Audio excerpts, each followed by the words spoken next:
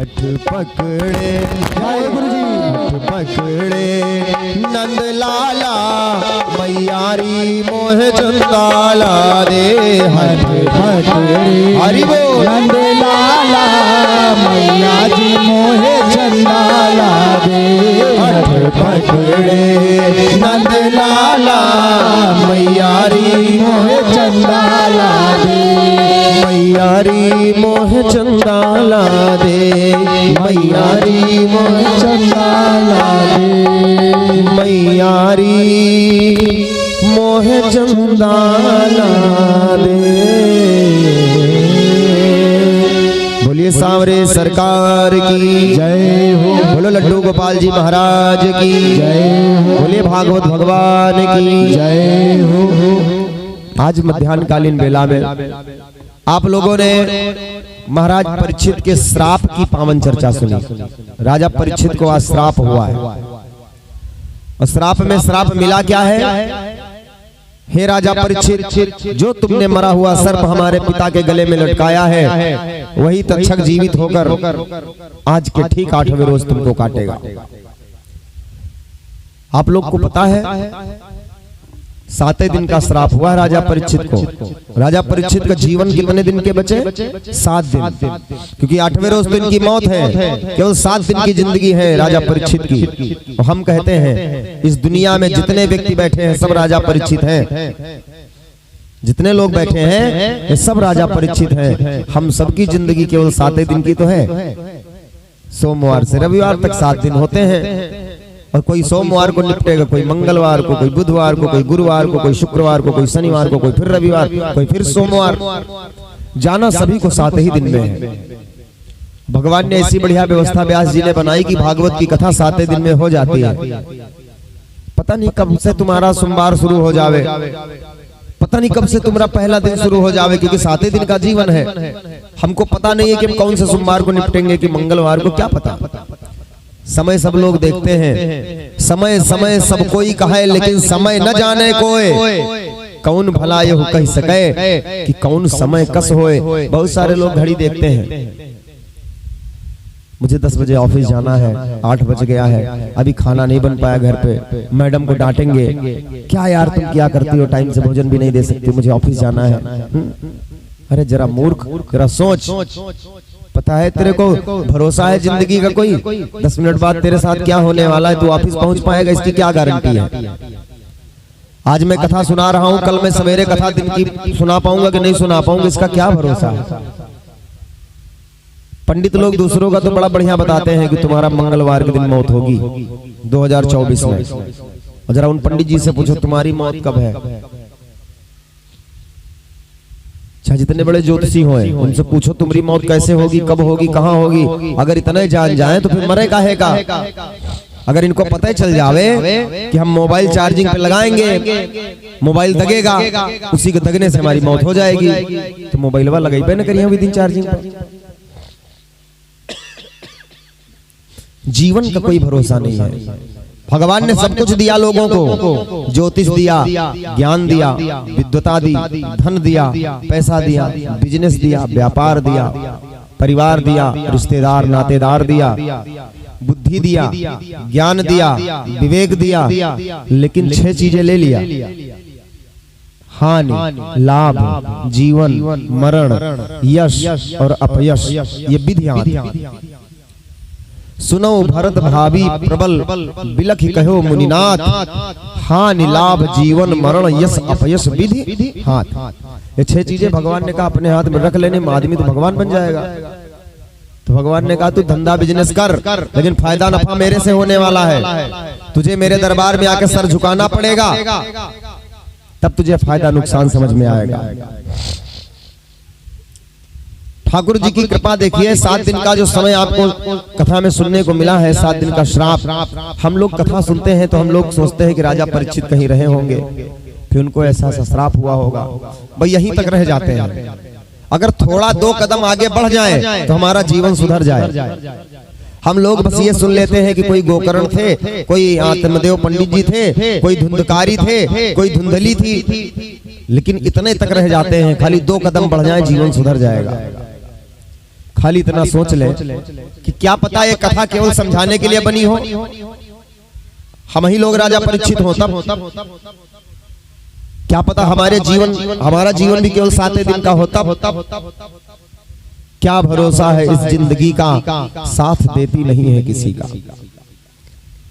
लोग कहते हैं, भागवत कहती है जीवन 7 दिन का है, मैं कहता हूं 4 दिन की जिंदगी है मात्र, ओनली फॉर 4 डेज, सिर्फ 4 दिवस, 4 दिन।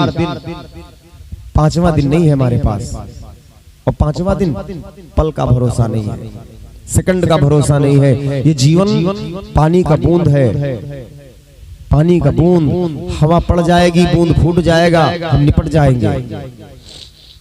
आपने नौटंकी देखा है कभी? आप लोगों ने नौटंकी देखा है? नौटंकी में जब नौटंकी होती है तो उसमें एक्टर लोग अपना पात्र लेते हैं। तो एक दिन मैंने देखा हरिश्चंद्र की नौटंकी चल रही थी, बहुत छोटे से थे हम, तो मैंने नौटंकी में देखा कि एक राजा हरिश्चंद्र का रोल लेता है। उसने एक पंडित जी के चक्कर में फंस के, पंडित जी को दान करने के चक्कर में स्वयं को बेचा, अपनी पत्नी को बेचा, अपने पुत्र को बेचा, अपना राजपाट सब बेच दिया कि हम अपने ब्राह्मण देवता को खुश करेंगे, दुखी करके नहीं भेजेंगे। ए भैया, जब रात भर नौटंकी हो गई तो हम सवेरे देर तक रुक गए वहां पे। तो जब अपना मुर्दा शंख वगैरह साफ करने लगा, तेल ओल लगा के सरसों का, तो जब चेहरा वहरा साफ करके वो सामने आया तो एक तो वो हरिश्चंद्र लग ही नहीं रहा था, बनबूचड़ लग रहा था वो।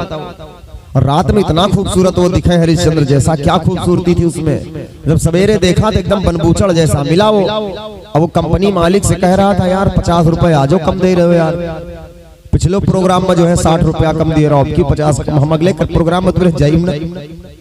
जरा सोचो, ये वही हरिश्चंद्र हैं जो रात में पंडित जी को दान करने के लिए 60 बार सोना देने के लिए अपना तन मन बेच दिए। आज वही राजा हरिश्चंद्र 50 रुपए के लिए लड़ रहे हैं कंपनी मालिक से कि 50 रुपए दो। ये खाली 6 घंटे के बाद है, रात में नाचे और सवेरे हिसाब हो रहा है तो झगड़ा हो रहा है 50 रुपए के लिए। हम लोगों का जीवन बिल्कुल नौटंकी के जैसा होता है। हम लोगों को लगता है कि हम इतना बड़ा परिवार का पालन पोषण कर रहे हैं, हम बहुत बड़े धन्ना सेठ हैं, लेकिन पता तो हकीकत तो तब पता चलती है जब हम भगवान के यहाँ जाते हैं। जब भगवान हमसे कहता है, बच्चा तूने क्या किया है, जो भी किया मैंने स्वयं किया, तूने क्या किया, तेरे परिवार का पालन पोषण मैंने किया, तेरा पालन पोषण मैंने किया। बोले जब दांत नहीं तो है दूध दिए। जब हमारे मुंह में दांत नहीं होते हैं तो भगवान जानते हैं कि अनाज खा नहीं पाएगा, तो भगवान हमको मुलायम भोजन देते हैं, है ना, स्तनपान करने की विधा देते हैं। माँ के स्तनों में दूध आता है जिसको पीकर हम अपना जीवन यापन करते हैं। कि जब दांत नहीं तो को दूध दिए, और अब दांत दिए तो को अन्न भी दे हैं। तुमको क्या लगता है कि तुम मजदूरी नहीं करोगे, तुम दुकान नहीं खोलोगे, तुम ड्यूटी नहीं जाओगे तो भूखों मर जाओगे? अरे इनकी गर्ज होगी देंगे, लेकिन देंगे कब? जब तन मन धन सब नौकरी पाकरी छोड़ के ठाकुर जी की शरण में लगोगे। तो इनकी औकात नहीं है कि तुमको रात में भूखा सुला दे भाई साहब। लेकिन तुमको लगेगा कि भैया कमाएंगे तभी खाएंगे, पेट आगे है, राम का नाम लेना नहीं है, तो महाराज भगवान चूतियां है का? हमारे संतगण कहते हैं कि कंठी पहने काठ की, करें अधम के काम, चोरी चोरा तरा चाहत है, का भगवान है राम? भगवान भगवान है, भगवान मूर्ख है कि कंठी पहने हो, सोच रहे हो गुरु मंत्र ले लेंगे, राम राम सुन लेंगे, राम राम करेंगे नहीं, राम का भजन नहीं करेंगे, उसके बाद में हम मुक्त हो जाएंगे। ऐसा लगता है आपको कि भगवान मुक्त कर देंगे तुमको? भगवान पर हमको भरोसा नहीं है, भगवान पर हमको विश्वास नहीं है, और हम ये लगन लगाए बैठे हैं कि भगवान हमको पैसा देगा, भगवान हमको रोटी देगा, भगवान हमारी मदद करेगा। अरे भगवान पागल नहीं है जो आपके आगे पीछे घूमेंगे। अपना सगा बाप नहीं देता है पानी, अपना सगा बाप अपनी जमीन नहीं देता है, दूसरे दुश्मन को लिखा देगा, तुमको नहीं देगा। अगर तुम सेवा बाप की नहीं करोगे तो तुम्हारे शत्रु को दे देगा जमीन, लेकिन अपने बेटे को नहीं देगा, क्योंकि जब तुम सेवा ही नहीं करोगे तो क्या जबरदस्ती है कोई? जब तुम्हारा पिता नहीं तुमको कुछ देता है, जब तुम्हारा भाई कुछ नहीं देता है, तो भगवान से क्यों उम्मीद लगाए बैठे हो कि भगवान हमको देंगे? हम अपनी कथा में सिर्फ लोगों से यही निवेदन किया करते हैं कि परम पिता परमात्मा की शरण जितनी जल्दी से जल्दी हो सके लग जाओ। ये नहीं कहता हूं कि जोगी बन जाओ, लेकिन इतना जरूर बन जाओ कि काम करते रहो, भजन करते रहो, परिवार का पालन पोषण करते रहो। कोई साधु भी भूखा ना जावे, अपना परिवार भी भूखा ना रहे और स्वयं भी भूखे ना रहे। बस इतना ही भगवान से मांगो कि ठाकुर जी मुझे इतना ही दो। एक पंडित जी कथा में सुना रहे थे कि भागवत जी की कथा सुनते हुए अगर किसी के मन में कोई अभिलाषा होती है, किसी की इच्छा होती है, भागवत जी से मांग लो कि हे भगवान हमारी ये इच्छा पूर्ण कर दो। तो ऐसा लिखा है कि भागवत जी वो इच्छा पूरी कर देते हैं। एक लोग थे, वो 5 साल से लगातार मांग रहे थे कुछ, लेकिन उनकी मांग पूरी नहीं हुई। तो गुरु जी से बोले कि गुरु जी हम तो 5 साल से एक ही चीज मांग रहे हैं, लेकिन हमको मिला नहीं हमारा। तो गुरु जी ने कहा बेटा क्या मांग रहे थे? कहा गुरु जी हमारी एक मांग थी, भगवान से फरमाइश थी, लेकिन फरमाइश पूरी नहीं हुई, हमारी अरदासें नहीं भगवान सुनते हैं। तो पंडित जी ने गुरु जी ने पूछा कि बेटा क्या मांग रहे थे? तो कहा गुरु जी मांग ये रहे थे कि हमारा पड़ोसी जो है दिन दूनी रात चौगुनी उन्नति कर रहा था, तो हम सोच रहे थे इनका विनाश हो जावे, पड़ोसी हमारे सब निपट जावे। तो पंडित जी ने कहा भैया कुछ अच्छा मांगते तो हो सकता मिल ही जाता, लेकिन आप सोचते हो कि आप सबके लीडर बन के रहें, पूरी दुनिया आपके सामने गरीब हो जावे, आप अमीर बन के रहे। तो भगवान ऐसा कैसे कर सकते हैं? आप अपने लिए कुछ मत मांगो, आप अपने परिवार वालों के लिए, मोहल्ले वालों के लिए मांगो कि हे भगवान हमारे पूरे गांव में सबका कल्याण हो, हमारे पूरे गांव में आरसीसी रोडें बन जावे, हमारे गांव में हर एक घर पक्का हो जाए। अपने लिए ना कहो हमारे गांव के हर व्यक्ति संपन्न रहे। तो जब हर कोई संपन्न रहेगा तो क्या तुम पीछे रहोगे? भगवान कहेंगे ये तो भाई सबका भला चाहता है, इसका भी भला कर दो बेचारे का। और जो व्यक्ति अपने लिए मांगने जाता है कि महाराज हमको दे दो। नारद बाबा भगवान के सबसे परम भक्त थे। नारद बाबा भगवान के पास पहुंचे और भगवान नारद से कहने लगे, नारद भगवान से कहने लगे कि सरकार हमको अपना रूप दे दो। तो भगवान ने कहा हमारा रूप क्या करोगे? तो कहा अरे महाराज दे दो, हम विवाह करना चाहते हैं, वहां पर एक कन्या है वो बड़ी सुंदर है और महाराज हमको बहुत पसंद है, हम सोचते हैं कि वो हमको वरण कर ले, आप अपना रूप दे दोगे तो वो हमको वरण कर लेगी। तो भगवान ने सोचा कि ये बाबा नारद जो है अपना भला करने के लिए आया है, अगर साधु संत अपना भला चाहने लगे तो साधु संत का है का? तो नारद बाबा को उन्होंने अपना रूप नहीं दिया, उन्होंने बंदर का रूप दे दिया। नारद बाबा ने मांगा ही था कि हरि स्वरूप हमको दे दो, हरि स्वरूप दे दो, हरि स्वरूप दे दो। हरि माने बंदर भी होता है, हरि माने भगवान भी होता है। तो भगवान ने सोचा कि चलो ठीक, इसको अपना रूप नहीं देंगे, इसको वानर का रूप दे दें। तो इसको हरि स्वरूप दे दिया नारद बाबा को। वहां गए, वो विश्वमोहिनी कन्या ने उनको बिल्कुल पसंद ही नहीं किया। शंकर जी के गढ़ बैठे थे, नारद बाबा से कहे बाबा अपनी शकल देखे हो? अरे बंदर जैसा चेहरा लिए हो अपना, अरे जाओ शीशा देख लो जाके। आज के समय में भी लोग अपने को शीशा नहीं दिखाते हैं, दूसरों को शीशा दुनिया दिखाती है। अपने चेहरे को नहीं देखता है इंसान, लेकिन दूसरे को शीशा दिखाता है, कमियां ढूंढता रहता है कि फलाने आदमी की हमको कमी मिल जावे तो हम उसको उठा के चढ़ बैठे, उसकी फजीहत करा दें, उसकी बेइज्जती करवा दें। और देखो जब दूसरों को शीशा दिखाओगे, स्वयं शीशा नहीं देखोगे तो कभी न कभी भोगोगे।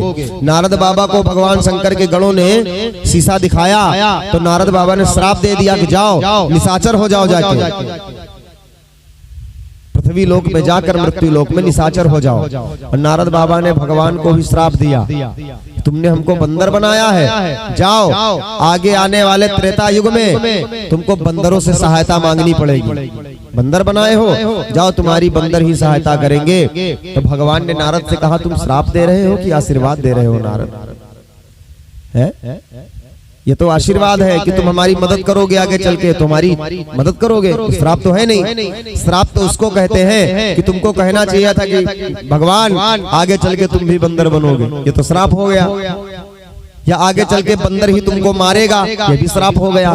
लेकिन आगे चल के बंदर तुम्हारी मदद करेगा, ये तो वरदान है। नारद बाबा ने कहा जो भी हो, हम नारद हैं, हम किसी को श्राप दे नहीं सकते, हम साधु संत हैं, हमारे मुंह से चाह कर भी किसी का विनाश नहीं निकल सकता है सरकार। हम तो हमेशा ही सोचते हैं सर्वे भवन्तु सुखिनः सर्वे सन्तु निरामयः। हमारा जो सनातन धर्म है, जो हिंदू धर्म है, हमारा हिंदू धर्म ही ऐसा धर्म है जो सभी लोगों का हमेशा सोचता है कि सब लोग सुख खुशहाल रहें, सभी लोग आनंद से रहें।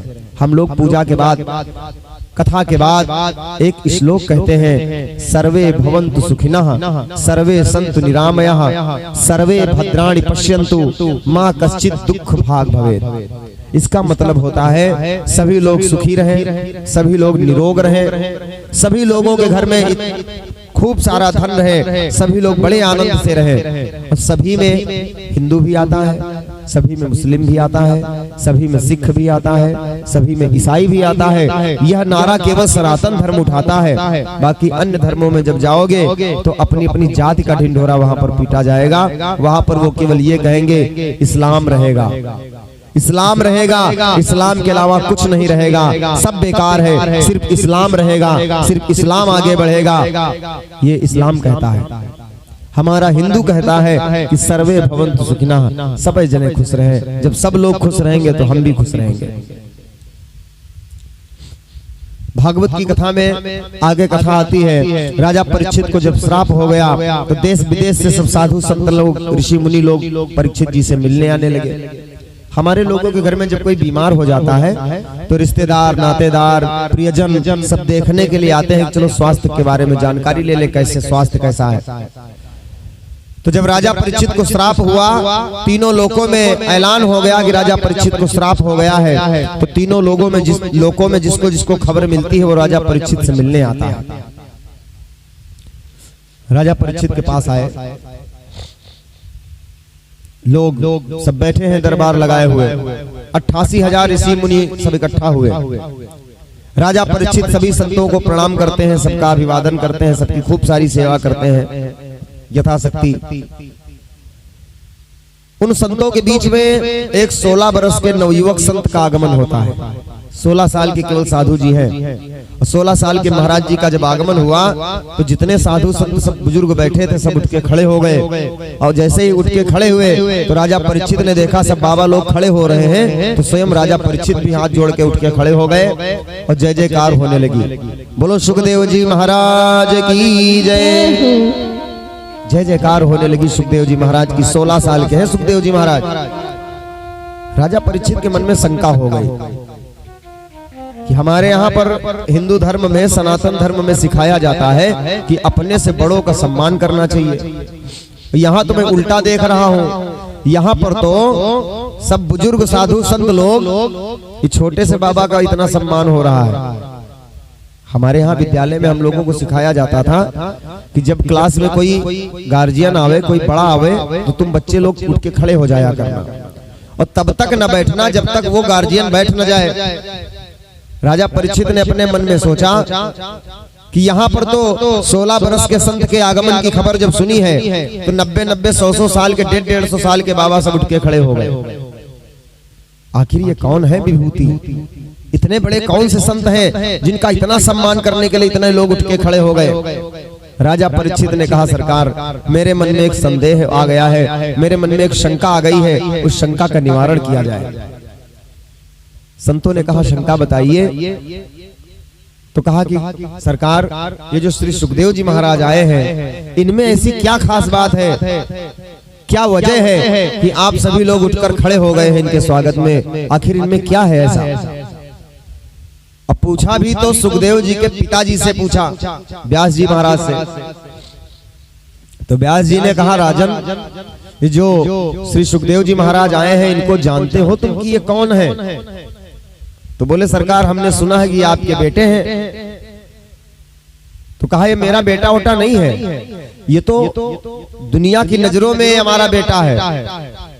कोई किसी का बाप नहीं होता, कोई किसी का बेटा नहीं होता। ये तो खाली दुनिया वालों को, जैसे हम लोग नौटंकी देखते हैं तो पता चलता है कि ये तो हरिश्चंद्र है। हम लोग फिल्में देखते हैं तो देखते हैं कि हीरो की गोली पड़ रही है धकाधक, और जो देख रहा है उनको कष्ट होता है। वो बेचारे बहुत सारे लोग रोने लगते हैं कि देखो अब बेचारा मर जाएगा, है ना? होता है कि नहीं ऐसा? उतनी टाइम लोग मूवी में, पिक्चर में इतना मस्तलीन हो जाते हैं कि बेचारे रोने तक लगते हैं।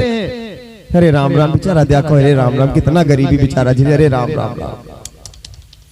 जबकि सब जानते हैं कि फिल्म है, हीरो मरने वाला नहीं, अभी अगली पिक्चर में फिर ये शूटिंग करेगा, है ना? लेकिन उतनी टाइम तो भावनाएं आ जाती हैं, लोग रोने लगते हैं। तो ये जो हम लोग कहते हैं ना कि हमारे चाचा हैं, काका हैं, अम्मा है, दादी हैं, तो ये खाली क्षणिक रोल है। हम लोग अपना अपना रोल अदा कर रहे हैं, बाकी है कुछ नहीं। वास्तविकता तो ये है कि संसार सब सपना है। बोले उमा कहो मैं अनुभव अपना, सत हरि भजन जगत सब सपना। उमा कहो, भोले बाबा कहते हैं कि पूरी दुनिया जो है स्वप्न है। जैसे सपने में हम लोग देखते हैं क्या से क्या बन जाते हैं। कभी कभी सपने में देखते हैं शेर हमारे पीछे दौड़ता चला आ रहा है, हम दलदल में फंसते चले जा रहे हैं। चिल्ला बहुत जोर से रहे लेकिन आवाज नहीं निकल रही, दबती जा रही है। तब तक शेर आता है और पीछे से पकड़ लेता है, और जब पंजे मारता है बड़े जोर से तो सीना बहुत तेज से दर्द करता है, और दर्द करते ही नींद खुल जाती है। तो देखते हैं यार हम तो बहुत अच्छे भले हैं। होता होगा कभी कभी, ऐसे ऐसे सपने आते हैं। कोई कोई चुनाव लड़ता है, तो चुनाव लड़ने के समय जिनको सपने आते हैं वो आखिरी विधायक, मुख्यमंत्री तक बन जाते हैं सपने में। लेकिन जब सो के उठते तो वही टूटी खटिया मिलती सवेरे। उसी तरह हम लोगों को लगता है कि इस दुनिया में आए हैं तो हमारा बड़ा नाम हो गया, हमारा परिवार बहुत बढ़िया हो गया, पैसा कौड़ी मकान सब बहुत अच्छा हो गया। लेकिन जब हम जगेंगे, अभी हम सो रहे हैं, जब मृत हो जाएंगे, जब भगवान के सानिध्य में जाएंगे, तब हमारी एक रात पूरी होगी। एक रात तब पूरी होगी जब हम मर जाएंगे। जब भगवान के यहाँ जाएंगे तो हमको लगेगा कि देखो कितना बड़ा सपना देख के आए हैं, पुत्रों पैदा होएंगे, नाती पैदा होएंगे, पापों बन गए हम। लेकिन जब मर के जाएंगे तो कहेंगे अरे यार सब खोखा बिल्ला, कुछ नहीं निकला यार, सब तो बेकार, सब तो सपना था। कथा को खाली सुन के टाल देना कथा नहीं होती है। जरा सोचना कभी फ्री माइंड में होके। अच्छा कभी ये सोचे हो कि भगवान हमारा जब शरीर बनाए तो कितनी कृपा की है हम लोगों पे। हमरे जैसा कोई दूसरा नहीं मिलेगा और आपके जैसा भी कोई दूसरा नहीं मिलेगा। अच्छा ये बताओ, भगवान जो ने सांचा मनईक बनावत है, कितना बड़ा कारीगर है यार। एक सांचा में एक आदमी बनाता है, वो सांचा तोड़ के फेंक देता है। कितना सांचा उसके घर में है। अच्छा कभी सोचा नहीं इन सब चीजों को? है 2 आंखें दे दिया, नाक में छेद 2 दे दिए, 2 कान दे दिए, 2 हाथ दे दिए, 2 पांव दे दिए, मुंह खाली 1 दिया, पेट खाली 1 दिया। काहे दिया? एक पता है, एक मुंह और एक पेट के लिए हम पता नहीं कितना पाप करते हैं। अगर 2 मुंह और 2 पेटों भगवान दे दिए होती तो हम पंचे कत्ता पाप करी। जरा सोचो, आंखी 2 दे दिया।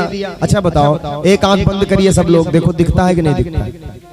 देखो बराबर दिख रहा है। एक कान में उंगली डाल के बंद करो कान, देखो सुनाई पड़ता है कि नहीं?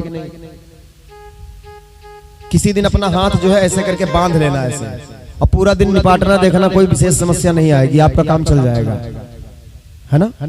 अरे यार जिनकी एक आंख होती है उनका भी काम बढ़िया चलता है, जिनका एक कान गड़बड़ होता है उनका भी टाइम अच्छा चलता है, जिनकी एक टांग नहीं होती वो भी जिंदा रहते हैं, परिवार चलाते हैं। लेकिन भगवान ने 2 क्यों दिया? हम लोग जब 4 व्हीलर खरीदने जाते हैं, आप जब बोलेरो लाए गए थे तो क्या बता के लाए थे कि 4 व्हीलर लाने जा रहे हैं कि 5 व्हीलर लाए हो? 5 व्हीलर लाए हो। खरीदने जाते हैं 4 व्हीलर, लेकिन कंपनी देती है 5 व्हीलर, 1 पहिया एक्स्ट्रा देती है। क्यों? उसको कहते हैं स्टेपनी। बाय द वे, एक डैमेज हो जाए तो स्टेपनी बांध लो, काम तो चलेगा। 2 हाथ 2 पैर 2 कान 2 आंख, ये सब इसलिए दिए हैं कि बाय द वे अगर गड़बड़ हो जाता है तो दूसरी से काम चलेगा, समस्या नहीं होगी। लेकिन मुंह के लिए कोई स्टेपनी नहीं बनाई, पेट के लिए कोई स्टपनी नहीं बनाई। सोचा स्टपनी दे देंगे तो दोनों तरफ से खाएंगे, दरोज खाएंगे, दरोज खाएंगे, बड़ी समस्या हो जाएगी। अच्छा एक चीज और, आंखों को यहाँ होना चाहिए, यही है मुंह जहां होना चाहिए वहीं है। अच्छा जरा सोचो, अगर भगवान थोड़ा सा हम लोगों के साथ मजाक कर देते तब क्या होता? आंखों को उठा के यहां लगा देते। खाली इमेजिन करके देखो, महसूस करके देखो, आंखों को यहां लगा देते, नाक को पैर के तरवक पास लगा देते, मुंह जहां है वहीं रहता, तब क्या होता? समझ रहे हो? हम बताते हैं क्या होता। कल्लू की अम्मा थरिया लेके आती, भोजन हे भोजन करो, तब आंखें तो पीछे हैं और थाली आगे रखी जाती, क्योंकि सारा फंक्शन तो तुम्हारा आगे से है, खाली आंखें तो है पीछे, आगे थाली रखते। अब टोय टोय कैसे किसी तरह हाथ उठा के तुम्हारा थाली में रखवाया जाता, एक निवाला तोड़ते, फिर तुम्हारे मन में शंका आती कि पता नहीं इसमें कोई मक्खी वक्खी तो नहीं दाल में गिर गई। अब क्योंकि आंखें तो पीछे हैं, अब मक्खियों को देखने का काम तो आंखें करेंगी, तो पहले एक कौर तोड़ोगे, दाल में डुबोगे, फिर पीछे आंखों को दिखाने ले जाओगे, देख मक्खी तो नहीं है। तो मक्खियां देखती आंखें पास कर देती, नहीं ठीक है। फिर भी खाने का जब मन करता तो सोचते यार ताजा है कि बासी, पता नहीं ऐसा तो नहीं बासी दे दिया कल्लू अम्मा का, तो उसको लेकर नाक के पास ले जाते सुंघाने के लिए, सूंघो देखो ताजा है कि बासी है। फिर निवाला मुंह में जाता है। इतनी कृपा राम जी ने किया, आंखें जहां होनी चाहिए वही है। बढ़िया कल्लू की अम्मा थरिया लेके आवा, इसे सानो देख देख के बढ़िया, और इसे सूंघो और खाओ, कोई दिक्कत तो नहीं है। और जरा सोचो भगवान थोड़ा सा इंटरफेयर कर देते तो क्या होता हमारे तुम्हारे साथ, पता है? बड़ी कृपा किया। आइए 2 बार हरिनाम संकीर्तन हो जाए, फिर आगे की कथा सुनाते हैं। अभी सुखदेव जी के जन्म की पावन चर्चा आप लोग सुनेंगे।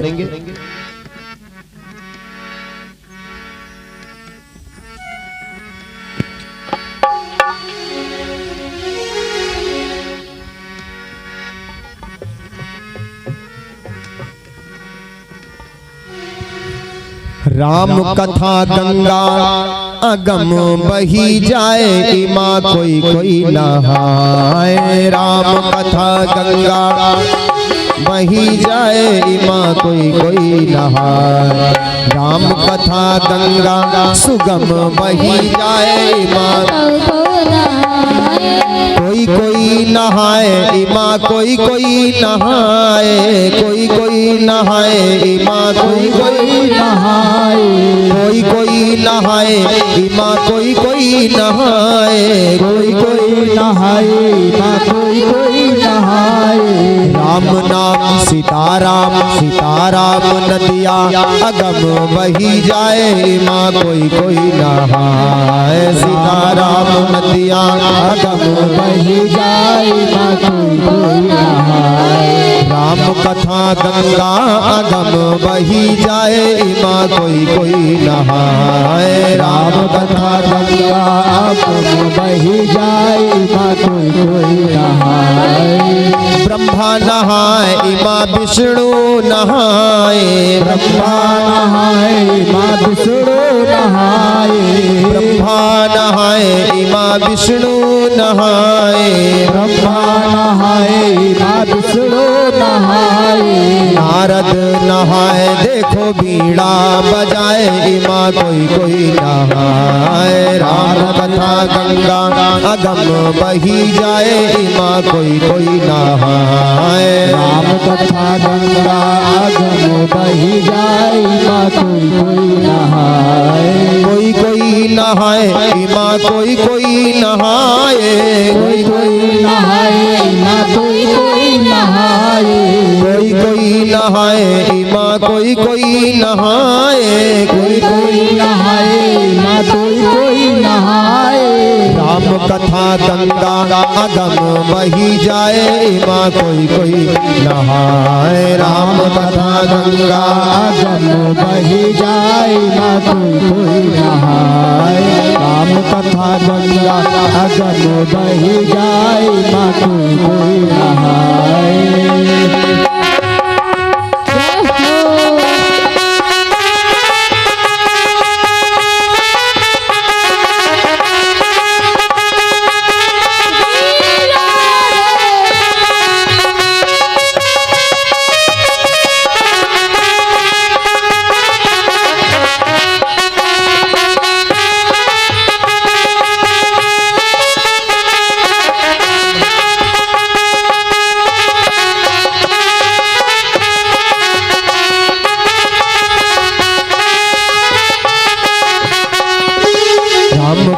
गंगा अगम बही जाए इमा कोई कोई नहाए। राम कथा गंगा अगम बही जाए माँ कोई कोई नहाए। कोई कोई नहाए इमा कोई कोई नहाए। कोई कोई नहाए माँ कोई कोई नहाए। कोई कोई नहाए इमा कोई कोई नहाए। कोई कोई नहाए माँ कोई कोई नहाए। कितने लोग नहाना चाहते हैं राम कथा गंगा में? दोनों हाथ ऊपर उठा के, दोनों हाथ ऊपर उठा के मीठी मीठी तालियों से।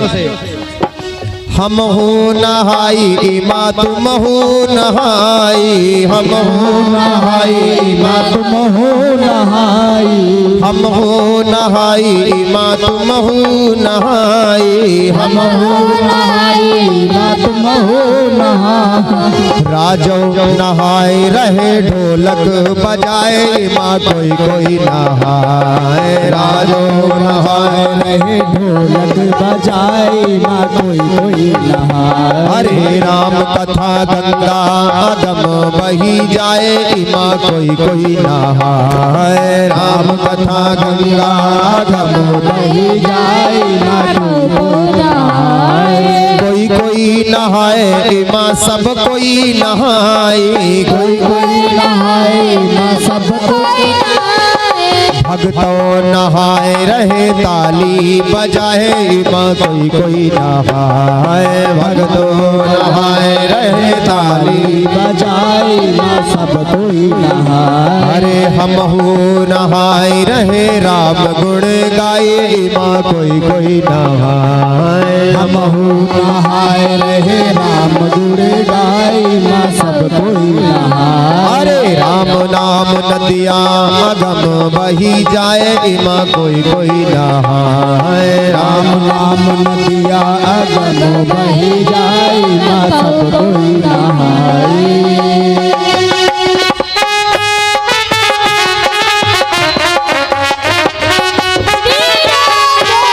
हम तो जोगिनिया बनाए गयोरी।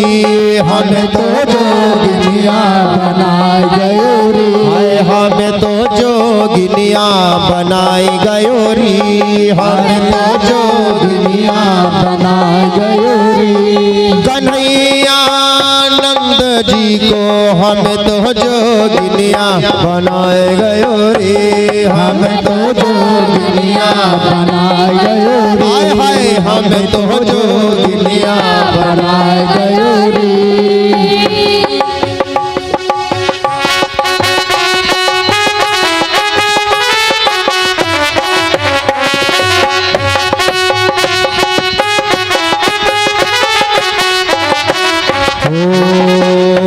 तुम्हें तो लग जाएगी नजरिया हो। तुम्हें तो लग जाएगी नजरिया हो। तुम्हें तो लग जाएगी नजरिया हो। तुम्हें तो लग जाएगी नजरिया हो। कन्हैया बागों में मत जाना। कन्हैया बागों में मत जाना। नहीं तो तुम्हें मालिन देखेगी। नहीं तो तुम्हें मालिन देखेगी। पिन्हा कर फूलों का वो गजरा कन्हैया तुम्हें अपना बना लेगी। कन्हैया तुम्हें अपना बना लेगी। हाय हाय कन्हैया तुम्हें अभी तो मोरे बारो है कृष्ण कन्हैया। अभी तो मेरो बारो है कृष्ण कन्हैया। राम नाम नदिया अगम बही जाए इमा कोई कोई नहाए। राम नाम नदिया अगम बही जाए माँ कोई कोई नहाए। राम नाम नदिया अगम बही जाए माँ कोई कोई नहाए। बोलिए गुरुदेव भगवान की जय। बोलो भागवत भगवान की जय।